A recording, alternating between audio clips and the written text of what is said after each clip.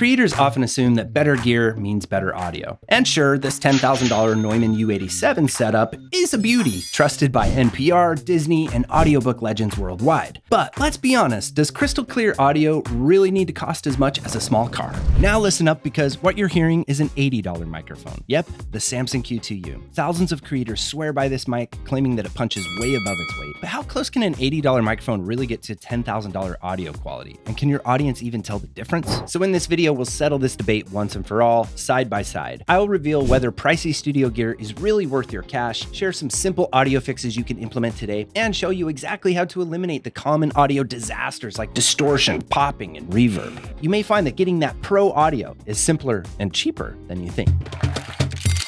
Now, I know what you're thinking. This mic doesn't actually cost $10,000. You Googled it, right? It's actually closer to $4,000. So where does the other $6,000 come from? Well, this is where we get into all of the other considerations and components that make up a really sweet, buttery, and delicious vocal track. Namely, we're talking about a preamp, an audio interface, and dynamics effects like compression and EQ, which nowadays are mostly digital plugins. So this Disney NPR world-famous setup that you're hearing right now starts with the Neumann U87. But then this cable wraps around and it gets into my delicious preamp, the Avalon 2022, which goes for about $4,000. And then the output from that preamp goes into an audio interface. In this case, I'm using the HD Omni Avid audio interface. That's actually an older model that Avid doesn't make anymore. The equivalent of that right now would run you about $3,000 or $4,000 as well. And then once it gets recorded into the computer, we put those plugins, as I mentioned, onto it. In this case, I'm using the UAD or the Universal Audio plugins, and those are being powered by a PCI card that I've installed into my computer to get even more precision sound out of my post-processing plugins. For that PCI card and also each of the plugins alone, I'm looking at another $2,000 or $3,000. Some of the standout plugins that I love from Universal Audio are the 1176, which is a beautiful vocal compressor. I also love the Precision Limiter, as well as the Precision De-esser. We are going to be looking at more affordable, amazing plugins that you can get. And as promised, at the end of the video, I'll be sharing a bonus demonstration of my favorite noise reduction software that any creator needs to have. All you have to do is slide one slider up and it cleans up any of your audio and vocal tracks perfectly and gives them that professional, clean sound. You're gonna love me for it, so stick around. But first, we need to talk about something pretty important. Right now, I'm speaking into the Neumann U87, a microphone famous for delivering pristine audio quality in recording studios around the world. But let's talk about something critical. Why does good audio matter so much more than you might realize? Multiple studies have confirmed that poor audio quality drastically affects how your audience perceives you and your message. Check this out. Reduced credibility. A study from USC and the Australian National University found that listeners rated speakers as less intelligent, trustworthy, and likable when audio quality was poor, even if the message itself was identical.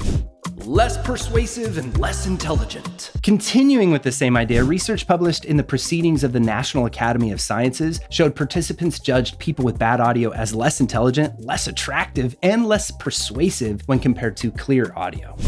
Poor audio damages retention and comprehension. A Texas Tech University study demonstrated significantly lower retention and understanding when viewers watched educational videos with subpar audio. This determined that clear audio isn't just pleasant, it's essential for effective communication. So the bottom line is, if your audio's poop, your audience might not just stop watching, they might stop trusting you altogether. So we need to bust some myths here that expensive gear always equals better sound. This is true in the case that you know how to use your expensive gear properly, and you know how all the knobs and buttons work, and you know how to get adequate levels on your preamp and also on your audio interface. You know how you're recording to your computer, and you can control every step of the process. But for many creators, especially beginners, we can actually get worse quality audio with a $10,000 setup than we could with a more plug-and-play USB microphone that basically just works on autopilot when we plug it into our computer. And the technology is increasingly becoming more and more user-friendly and more impressive in terms of the results audio quality-wise that you get. So the real takeaway here is to understand that technique and your environment play a much bigger role in audio quality than the price tag on your equipment. And the other thing to take into consideration are the other components that I talked about, the preamp and the audio interface. So USB microphones like the Samson Q2U actually have a preamp and an audio interface inside inside of the microphone. But you can imagine just by the real estate and the cost of the microphone alone, that preamp, which is a little chip, and the audio interface, also a little computer chip, is probably not going to be the highest quality when you compare it to a really delicious box like the Avalon 2022 that we discussed. However, you will also notice on the Samson Q2U and microphones similar to it that it also has an XLR output jack. And you can use this microphone as an XLR dynamic microphone and bypass the audio interface and the preamp inside the microphone. So I could plug this into the same chain that I was using with my U87 microphone and get really cool results. And I've run those experiments. We don't need to do that for this video, but I just wanted you to be aware that the most expensive microphones in the world, the U87 for example, can sound like garbage if you're using a very cheap audio interface. Conversely, a cheap microphone can sound amazing if you're using a very expensive preamp and an expensive audio interface. So it's important to understand that you have this audio chain. They call it signal flow. It's knowing where your audio starts and where it ends. But hey, we're getting a little ahead of ourselves, and I know that we don't really need to worry about all this tech stuff. So let's just get into what we really need to know about microphones. The biggest difference between all types of microphones is whether it's a condenser mic or a dynamic microphone. Now, there's a few other types of microphones, but they're rarely used anymore. So let's start by unpacking what condenser microphones are. The most significant difference between condenser and dynamic microphones is that condenser microphones require power. They're thought of as active microphones for that reason. And in the case of these full-bodied, beautiful, studio-looking condenser microphones or XLR condenser microphones, that power will usually be 48 volts, which is a little button you press, sometimes also referred to as phantom power. The other difference between condenser and dynamic is that condenser microphones are typically more sensitive and they have a truer to life sound. They pick up a wider frequency range, especially when you're talking about these bigger condenser microphones that have a big capsule in the middle. They get lower frequencies and higher frequencies that dynamic microphones don't capture. This is why they're so popular for voiceovers and music and film production. However, there are a few other types of condenser microphones that you might not realize are condensers. One of those would be a shotgun microphone. These shotgun microphones usually require power by unscrewing and putting a battery in them, or you can bypass the battery altogether and send phantom power through an XLR cable. These are most often used in film production because they work as an off-camera microphone. And the reason they're called shotgun microphones is because they are very directional. They have a very tubular polar pattern that picks up mostly just what's directly in front of the microphone or what the microphone's pointing at, and it doesn't pick up anything from behind or even around the sides of that tube. So you can have it a little farther away from your subject and keep it off camera and still get crystal clear, really delicious audio. This is most commonly used in film and television production. And you will usually see a boom operator holding it on a boom stand, which is a really fun job and great for upper body strength. However, more and more creators are experimenting with using these for their YouTube channels and even podcasts. In fact, the Diary of the CEO, who just surpassed 10 million subscribers on YouTube, is opting to use shotgun microphones, off-camera microphones now for their setup. Perhaps that's because their guests were knocking into the table too much, creating vibrations in their podcast microphones. Also, it's a really pleasant, fun, and more intimate look to not see a microphone on camera. So if that's the look and the feeling you're going for, you may want to opt in for a shotgun microphone. Now, there's some other sneaky little microphones that you might not realize are condenser microphones, and that is lavalier or clip-on microphones. Anytime you see a little teeny microphone, chances are that it is a condenser, and they will usually also require power for that reason. And this microphone's no different, the DJI Mic Mini. This is a favorite microphone of mine. It has a little magnet clip on it, and it's so teeny, it will need to be charged or given power to pick up sound properly. Now, these lavalier microphones are engineered in really intelligent ways so that they actually do not pick up as much of the background, and they're not as sensitive as these bigger boys are. And they're not as sensitive as these big boys are here. These little microphones are engineered in a very intelligent way, keeping proximity in mind so that it really just captures the speaker close to the microphone and doesn't capture or pick up a lot of the background noise at a distance away. But when it comes to these big bodied condenser microphones like this, you will hear them called a studio microphone. And that's because they perform better in a sound treated and sound controlled environment, which we're going to get to in a moment. But first, let's move on and talk about the next type of mic. Hey, sorry to interrupt, but trust me, this is worth it. If you're looking to build a pro-level video podcast studio without all the guesswork and complicated gear decisions, meet our brand new Studio Blueprint Builder. We're talking about an interactive drag and drop tool that helps you map out your exact room dimensions and customize our ready-made Canva templates to fit your space perfectly. We'll guide you through the best camera, lighting, and microphone choices for your unique layout. complete with curated Amazon links so you can shop confidently without the guesswork. This is the exact process we use to set up studios for top-tier shows, and now you can do it too. So what do you say? You ready to build your studio? Head over to pss.media/shop and build your dream studio. Let's get you looking and sounding pro. All right, now back to the show.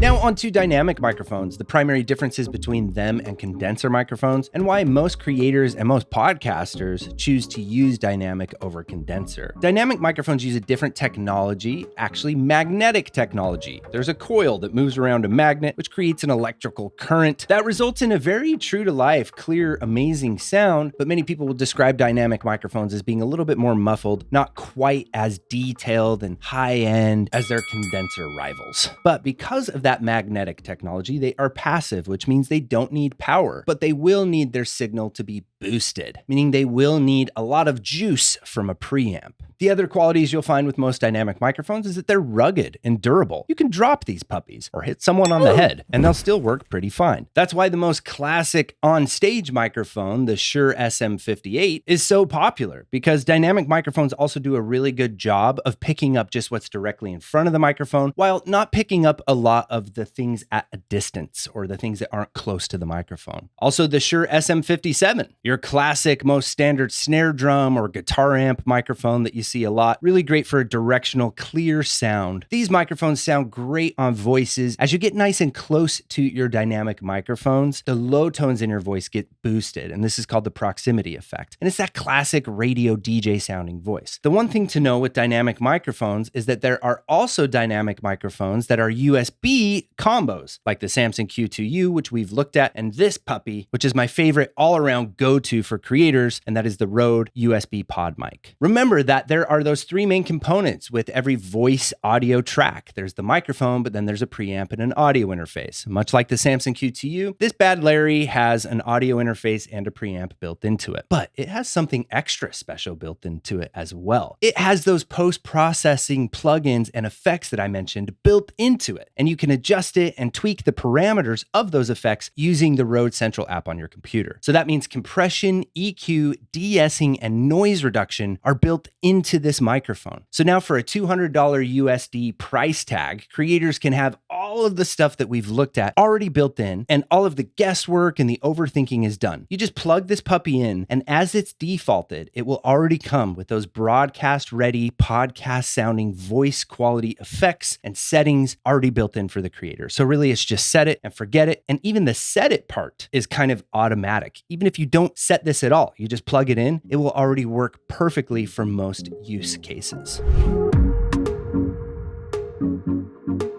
Early on in my days in the recording studio, I heard some of my favorite industry talk slang, and it was, you could polish a turd, but it's still just a shiny piece of shit. Another way of saying this is garbage in, garbage out. What we're talking about here is the best way to improve your audio quality is actually to start with the audio itself, to start with the source. And that is your room, that is acoustic treatments, and that is how your voice sounds in your room. We really just have three main concerns here. The first one is distracting noises like the window being open or dogs barking or jewelry clanking or hitting the desk, those type of noises. The other one is the more sneaky noises that we're not always aware of consciously, like fans or air units or refrigerator buzzes, or even the buzzes and hums that we get from our electronics, like our laptop computer that's right next to our microphone. And then finally, the other concern that we have is reverb or echo. That's being in a very echoey room. All of those problems can be fixed and addressed before we even press record, before we even introduce a microphone into the situation. The distracting noises, close the window, put your dog away, schedule to record when your kids aren't home fighting. The hums and buzzes, try to position your microphone a little bit farther away from your computer. Even just a couple feet, getting your computer away a couple feet makes a huge difference in that perceived noise to signal ratio. Or like I do here in my space, I actually have a PC tower that's incredibly noisy. It has a ton of fans in it. So I've actually put that in my bathtub in the bathroom next to this room, drilled a hole in the wall, and I have all of my cables for the computer monitors and preamps and everything going into this wall, into my bathtub. And that way I have a clean room here, free of too much oscillating hums and noises. The other thing is don't record in your kitchen or don't record next to a refrigerator. And also, if you can remember, maybe put a post-it note, temporarily shut off or disable or pause your air conditioning or your heater unit just while you're recording. I like to get sweaty when I record.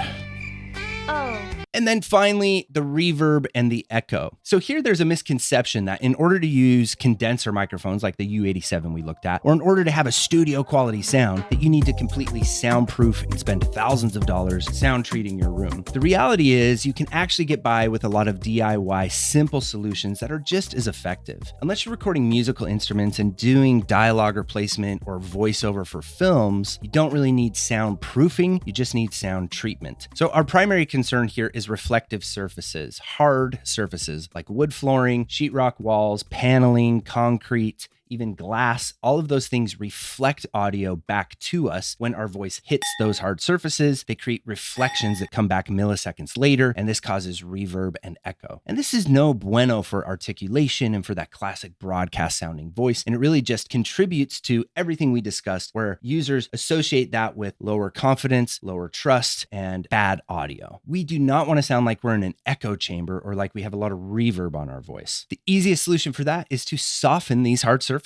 So rugs, and my favorite go-to are curtains. Curtains are very inexpensive and they can be aesthetically pleasing. They can also easily be pulled to the side when you aren't recording. Then later down the road, if you want to upgrade and have your studio look even more primo and delicious, that's when you can start investing in some acoustic treatment like acoustic panels. But here, a word of warning, if you're going to get the peel and stick acoustic panels that you find all over Amazon, don't stick those things directly on your walls. It will be a nightmare to clean up later. Instead, get a little board and glue them or stick them to the board and then screw the board into your walls. That way you only have to clean up a few drill holes with the pink putty stuff, which is fun and a lot less of a nightmare than the acoustic panels will create. And then if it's in your budget to really make your studio look nice and professional, then I would recommend going with a company like GIK Acoustics that have suspended panels that can come down from your ceiling. That's what we've recently installed in our main studio here at PSS, and we love them. Either way, what you're looking at is trying to get at least 60 to 70% of your hard surfaces covered with soft materials.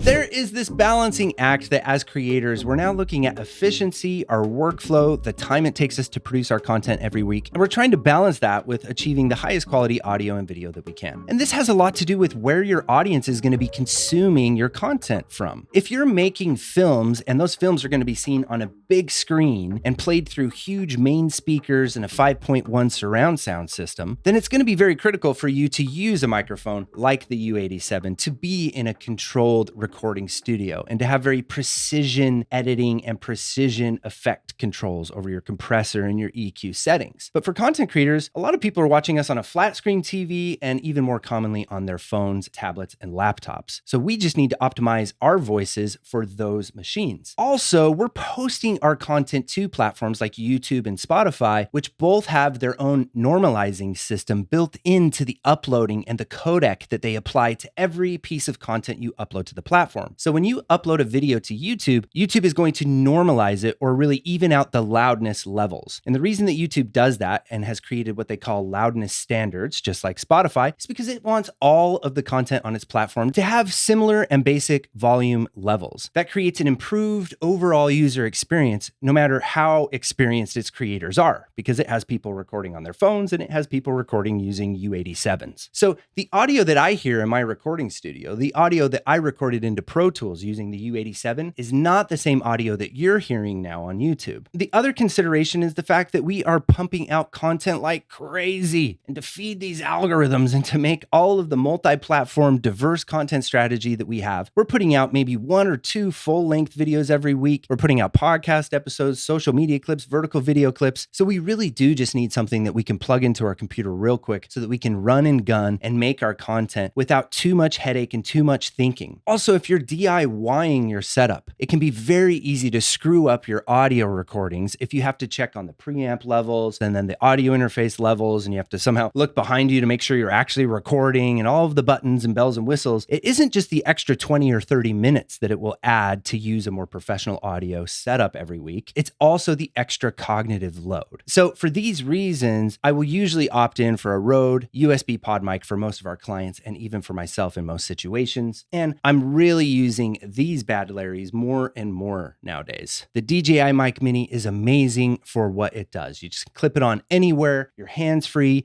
you can move around as much as you want. These will sync up automatically to a camera like the Osmo Pocket 3. They also have a transmitter in them, which makes them wireless, and that transmitter syncs up to a receiver, and this receiver can be plugged into your computer, or it can even be plugged into any of your DSLR cameras. So you're really good to go anywhere you are. Now you'll notice this is going to be a huge difference clipped down here than using a U87 with an Avalon 2022. It's night and day, but for our intended purposes and for the real primary concerns for audio recording, we're looking at articulation, clarity, a good full body of frequencies, absence of noise, popping, clipping, and distracting noises. None of those concerns are a problem at all with these more simplified, easy to use, consumer or prosumer audio recording options. So there's no right way to record. And in fact, after this video, I think I am going to be going back over to my U87 a little more often because man, that thing sounds good. And it's just really fun to use. But let me know in the comments what your thoughts are here. Do you think it's more important to prioritize the highest quality audio possible, especially if budget isn't a concern? Or if you have all the money in the world, do you think you would still wind up using something like the DJI Mic Mini to save yourself that stress and that cognitive load? I'm really interested in your opinions, and I love to respond to all of the comments here on the YouTube.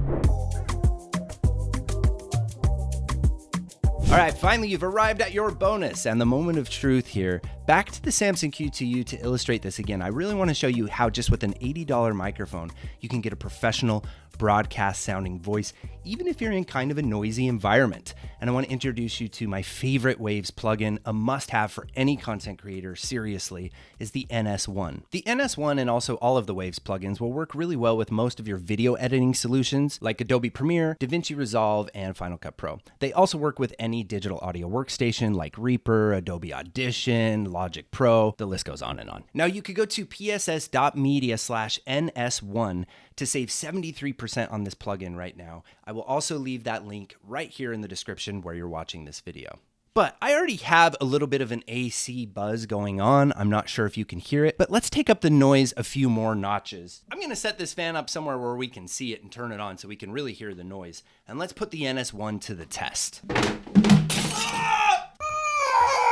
Now, of course, if you have wind blowing directly into the capsule of your microphone, that's going to be a whole other problem that the NS1 won't be able to take care of. So I'm not actually going to blow the air into the microphone.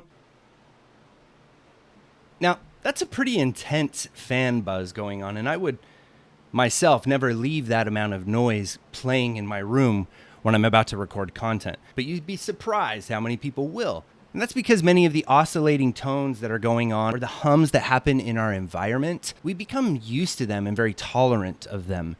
So this is going to require a little post-production magic, but I'm going to talk here in the microphone while this fan is going on in the background and check out this NS1 plugin. All you have to do is simply start sliding the fader up. And as you slide the fader up, more and more of the noise gets reduced. I will also try to take some pauses in my speaking so that you can hear those sort of in-between moments where the fan really stands out. Notice how magic this plugin is. Now, if you slam it and you go all the way to the top, it will become more processed sounding, but sometimes depending on how bad your audio is, you will need to do that. The NS1 provides a really cool combination of noise reduction technology like noise gates, and it really analyzes your audio. There's a ton of magic built in going on behind the scenes with just this one fader. What do you think? Pretty cool plugin, right? Go to pss.media/NS1 to save 73% today and give me a thumbs up for the bonus recommendation. And now that we've covered audio, I know you're just dying to crack into camera technology. technology and the best camera options for content creation. This video right here is all about setting up your video podcast studio, and I cover my favorite Sony cameras and their lenses. If you're looking to take your videos up a notch from what you record on your phone or a webcam to use a more professional camera, then this video is a must watch for you, hombre and hombrecita. I'll see you over there.